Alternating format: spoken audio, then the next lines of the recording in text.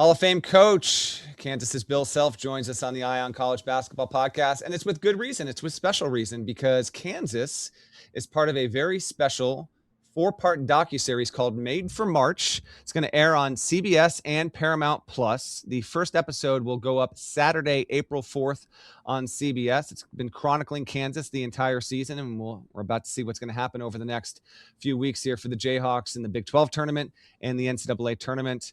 And it's a joy to be joined by Bill Self. Bill, how you doing, bud? I'm good, Matt. I'm good. I hope this documentary is worth watching. By us finishing strong. Yeah, I mean, we'll see on that, and I will get to that. But can we go back to the very start? How you got approached for this, and what made you say yes? You're obviously good with a quote. You're a get it guy as a coach when it comes to the media. But you even said, I'm going to quote you directly here in the press release. For over 2 decades, the Kansas men's basketball program has been approached for a variety of all-access documentaries, and I have always turned them down. So why was this time different? I think from my perspective, I'm not saying anything, so don't read into this from a longevity standpoint. But you know how you do something and you want to at least experience everything once. I haven't put myself in a position to experience this because it seems like to me there's always been something that's going on potentially within the program that maybe we may not want out there quite as much. The IE investigation that occurred for a period of time. I've had people approach us forever, and I'm like going, I don't want to give you access. That's not how we do things. We keep everything in house. And you know what? I've actually kind of changed a little bit in my latter years in how I think that it's a lot easier if you can get the media to do all your work for you, as opposed to you individually having to do it. I've always understood that, but maybe even more so now. And if you live in a glass house, you get rocks, you get stones thrown at you. But also, if you live in a glass house and you take care of your business, it can also be a very positive thing as well. And I like where we're at. I like our players, and I thought this would be the perfect time for me because I don't know how many more opportunities I'll have to do something like this. And I love the crew and the company, and it's been good so far. I've got to follow up there, but you just actually quickly you allowed me the end, so I got to do this as my job as the host and a reporter here. You still got more in the tank though, right, Bill? We're not going to be having a headline here in 3, 4, 5, 6 weeks, not in 3, 4, 5 months that you're stepping away. You got more years ahead of you as the coach of the Kansas Jayhawks. Oh, I think so. Yeah, I think so. As long as I feel good, I don't know why I wouldn't keep doing it. I've had my personal health issues in some way that I've dealt with, and has it been a handicap in me doing my job? I don't think so. But has it been a pain in the butt to get through some of the things? Yeah, it has been, but not to the point where it's more than what everybody deals with something, and I just happen to be dealing with some things right now. But I still love it. I still love the kids, and I want to keep doing it. But I'm only going to keep doing it as long as I feel well. I mean, I'll be honest with you.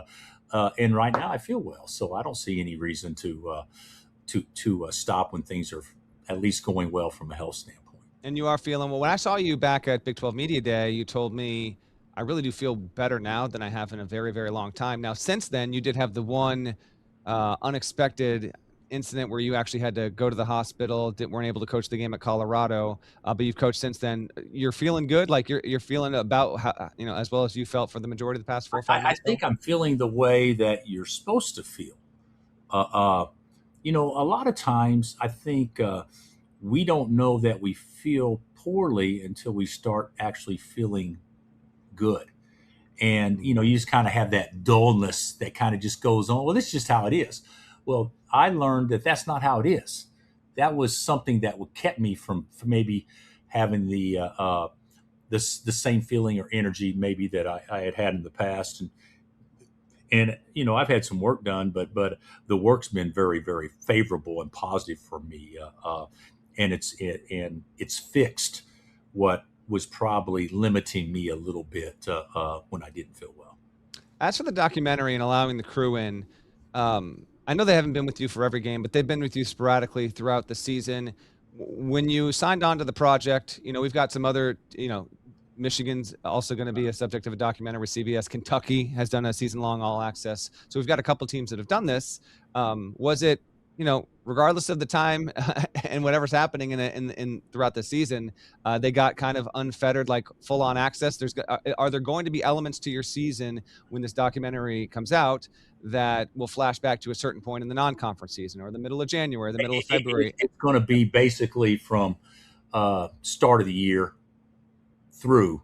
Now they'll do it in 4 different parts, as you know, and of course the probably the first 2 episodes have been written so far, so to speak, and I haven't seen them, but I mean, basically the haze in the barn on that stuff. But still, you got the postseason, and that'll probably be 2 full episodes there. But the guys in the company, they're pros, and have I given them access? I've given them things that I would never do with anybody. I'd never let you in my locker room before a game. But I don't let them. I let them in the back where the players don't even know they're there because they face a different direction. So they've gotten access to some things that I think are interesting and positive that even the players don't even know that they were giving them access to.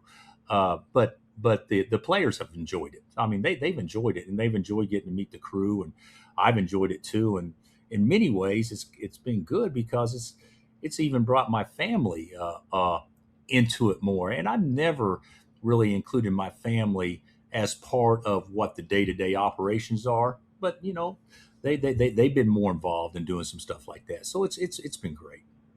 You feel pretty comfortable with it from the start? Like, you signed on, you knew what it would be, like after the first or second day of having the cameras around? Like,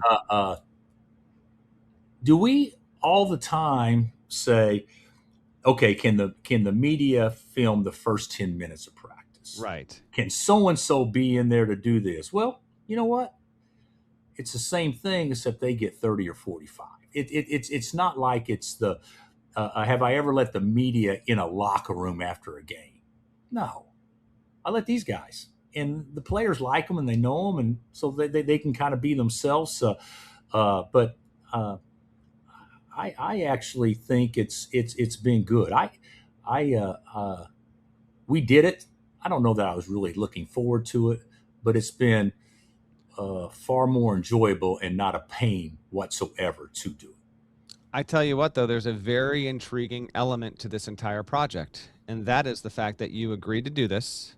You had a team with some real promise and still has some real promise. It has not been a perfect season, but you agreed to do this. And then Darryn Peterson became one of the 3 to 5 biggest stories of the entire season in terms of his will he, won't he, speculation. For the wrong reasons. For all of that. So, and I want to get a little bit more in deep here in just a second here. I am interested to know, in advance of this coming out next month, how did you, as a coach and as a coaching staff and as an institution, and Darryn and his father and his agents, how did you handle that? Like, was a lot of that stuff, are we going to see stuff from Darryn in real time, but in retrospect at the same time that the public isn't privy to? Because as you well know, as this was all going on, like, it got really, really noisy. I'm curious how that was handled from the documentary side of it as it was happening.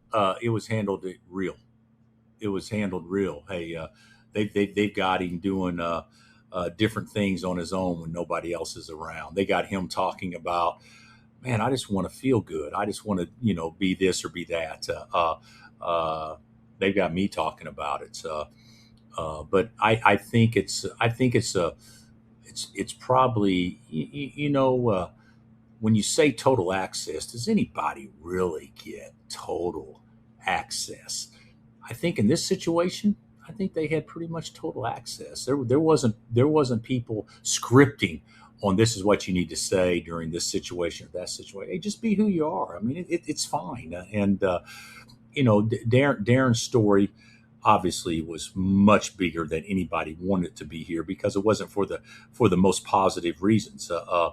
But on the flip side of that, the struggles going through it with him, our team kind of growing through it, our team struggling with it, and then the finish hasn't been written yet. So we'll see how it all works out. But I will tell you, he's in the best place personally that he's been since the season started. So I'm excited about that. I like to hear that. One more from me on Peterson. He's a wonderful talent. I could argue that he has not had a chance to speak up for himself and tell his own story enough so far this season. We'll obviously get more of that in the documentary. But why did he either not seek to try and be a little bit more outgoing and forward in public with the media amidst all this? Whether it's his choice, yours, representation, because that was also alongside of the will he, won't he, there was the, and I even said this myself on this very podcast, I wish we could hear from Peterson more directly and more frequently. He's only had a handful of times where he's actually spoken to the media. So what was the thought that went into kind of handling that from the PR end, Bill? Well, first of all, it wasn't handled from the coach's perspective. That was more, I didn't force anybody to talk, but it was certainly more from a team perspective, because it was hard for him to answer questions when he didn't even know the answers. I mean, you stop and think about it. Well, when will you play again? I don't know. Is there a minute restriction on you? I don't know. I think there were some things about it, but to your point, I agree with you. I think the best thing that you can do in certain situations like that is to, hey, this is how it is. This is where I'm at, and as opposed to allow people to wonder where you are and where it's at, and allow people to create their own narrative where you are and where it's going, as opposed to you being the one to address it. It seems like to me, whenever you address it personally with the sincerity and honesty, it eliminates a lot of the naysayers on what exactly is going on. The person that said, "Well, I've had cramps, and I know when I had cramps, I rubbed a pin on it, and after I rubbed a pin on it, I went right back in." That's not the way it is. There's so many other things going on with it, but when you don't speak, it allows people's mind to wonder and assume. And I think the thinking was with him, not to put him out there where he's saying stuff that he didn't really know. And so it was I don't disagree with you at all, but I also don't think it was quite as easy for he and his family to handle it in the way that we all say, "Oh, that's easy, just handle it this way," because this one was not a black and white situation. I appreciate your candor on that, Bill. Obviously, Darryn's turned it around as of late, averaging better than 31 minutes a game over the past 5 games. Yeah, doing has better. been able to tap into something. Now you've had the win over Houston, which was big. You wrapped up the regular season, win over the rival K-State, but you had some bumpy ones. I mean, listen, Arizona's a really good team. You take that one on the road, and then the Arizona State one I know didn't go the way that you wanted it to go. So as we talk here heading into the Big 12 tournament, I will see you in Kansas City in just a couple of days, by the way. State of your team and what shifts, if any, like kind of take us into your mindset as a coach, but also with your staff when the regular season is over. And you and I both know, Bill, that players sometimes, some teams, they can get a little bit cabin fever. Final few games of the regular season, they just want to get to games where it means something. So what shifts happen in this transition from the beginning of March to now, bracket ball for the rest of the way? And how would you evaluate the state of Jayhawk ball here heading into the second half of March? I actually feel like the first half of February, going back, is when I've always tried to say that, hey, we need to start putting it together, and we need to be starting to play our best ball, by mid-February. So there is a 2 to 3 weeks where you're actually doing that before the postseason starts. Well, just so happens we just waited. Let's just start doing it now. I mean, that's kind of the approach that we did. We have been so good, Matt, certain times, and then there's been multiple times that we haven't been as good, or at least playing at a very high level that we're capable of playing, and that's why we have inconsistencies. You look at you beat Arizona, and you beat Houston, and you beat Iowa State, and they're all in the top five, and UConn's been up there all year, and that was basically a one possession game, and there's been some things that have happened that we've looked really good at times, but we've also fallen. I believe that the one thing that isn't as good as what I think it could be is the common theme when we've been good is the other team didn't play well. And you could say, well, they had a bad game. Or maybe we did some things defensively and energy wise and stuff like that, not to allow them to do that, which I totally buy into that 100%. In the games where we haven't played as well, we've let people be comfortable. And so to me, our whole key moving forward, can we make other people play bad? With our starters now and with DP out there, can we run good enough offense that if we made other people's play bad, we could be in every game? You know what? I think we can. Now, do we run good offense now like we could if we'd had our players together all year long? It's hard coaching a team where one half you have your team and another half you don't. It's not like you just don't have your guy. He's out with an ACL, so you know what you have. You practice a certain way, and then you don't have him the way you practice at times. But at the end of the day, hopefully it forced other guys to be more aggressive. Hopefully it forced them to grow up. And then if we can just somehow put the pieces together, which I think we're capable of, where everybody's on the same page from aggressiveness standpoint and knowing how we score, now we could become, I think, pretty dangerous if we can just make other people play bad. And we've shown that's who we are. We just haven't done it consistently.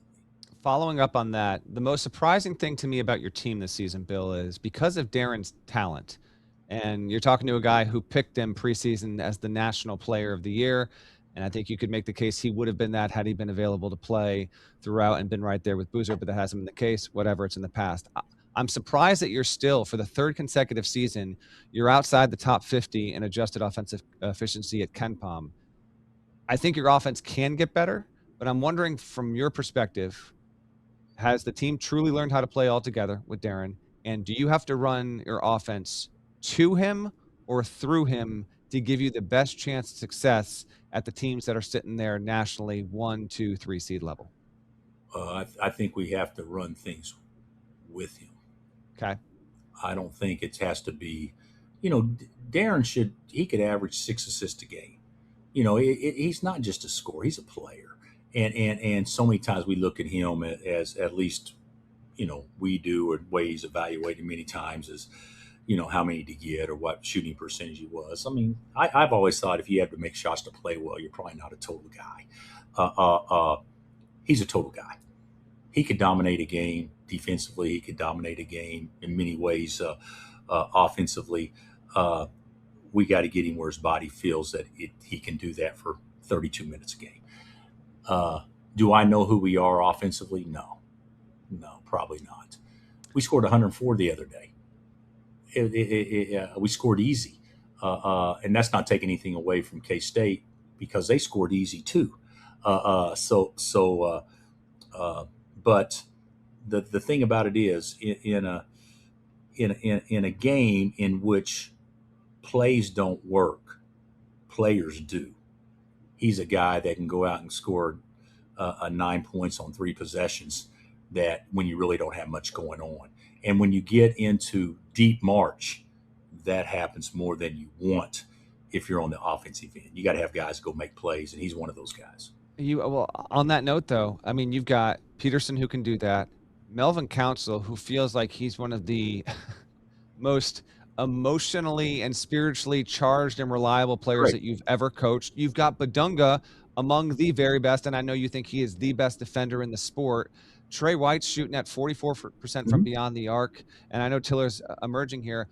I almost wonder, as a coach in all the great teams you've had, Bill, do you feel like this group, even though you don't know yet what it can be offensively, do you feel like because of the talent you have here, you can be dangerous on a given night? Because really, you've got guys who have shown individually. Of course we can be dangerous on a given night, but you know what? you can't get outscored 25, 24 points beyond the arc and make enough twos to come back. Yeah. I mean, let's just call it like it is. We need consistent perimeter shooting, and you bring up Mel, who's been fantastic, and Trey, who's been great, and this and that. But the whole thing is we've also been very inconsistent too. We got to get some consistency in a good way, and I actually think, is Flory a scorer with his back to the basket with Krivox guarding him, or is he a guy that moves around and try to get behind the defense and play above the rim and things like? I mean, there's some things that against some teams it's a little bit easier to do than it is against other teams. So we have to be patient enough to allow defenses to, break down and do some things. But I think that there's a, you bring up a good point that is, outside the top 50 last year, and now this year I don't think it's any surprise we're outside the top 50. I don't know what we are, 53 or 54. Yeah. I don't think it's any surprise because what would we be if we had a healthy Peterson all year long? I mean, trust me, we'd be well within in that. But even in the last couple of years, you're playing teams that, you can put 3 players on Hunter because other guys maybe don't stretch it as well. The pieces just didn't quite fit the way that potentially this team's pieces could fit if, in fact, we can all get it right here late. This team has far more potential than what the last 2 teams have. But does it have more potential than our 22 and 23 team? I don't, God, they were pretty damn good. I mean, both 1 seeds and one of them won it. But when we play well, I think it's been proven that when we play well, we play with anybody. But the biggest key in us playing well is other people didn't. And that's because, from a defensive standpoint, we did a good job. I'll get you out of here on this. So many people that will listen to this and watch this and just follow the sport, they're fans or they're writers or whomever. You're a coach. We've never talked about this before. This month in particular, as you gear up, you're in your office right now, you're getting ready to go to Kansas City. I can't wait to be there. I'm so excited to experience that tournament for the first time. And then the NCAA tournament comes. What is a maybe non-obvious thing that for you personally, what do you cherish about this month as a coach, as a human, as Bill Self? What is it about this particular time of year that as you've grown older and gotten more experience? Did you say as I've grown old or older? I think you said as older. There was an ER at the end of that, Bill. I think you said old. So, older, what is it about this particular month to you that you have a growing appreciation for as your young career continues to flourish? Mike, you're so full of it. I'd say this is where you earn your money. Yeah. As much as anything. And I'm talking about players. I'm talking about coaches. I'm talking about everybody in the business. We can all say certain things and we all want to win every game. And there is a first season that pales in comparison to the second season. And there's a second season that pales in comparison to the third season. And we're entering the third season, at least the way that I look at it. And this is, it's magnified, what is it, tenfold or whatever. It's to the point where those other seasons are important. And granted, I mean, that nobody's going to say they're not. But this is where you actually separate your team and the job in which you do, because you're getting everyone's best, and it's on a neutral floor, it's on a neutral site, and there's absolutely no excuses, and the fact that there's no safety net, I think, is what makes it the most fun, but also the most cruel at the same time. Yes, this game is incredible. It will lift us up, but it can also hurt so bad. Oh my gosh, yeah. The tournament is cruel in this way. You don't go into a game thinking, Well, it's a 50% chance it may not work out.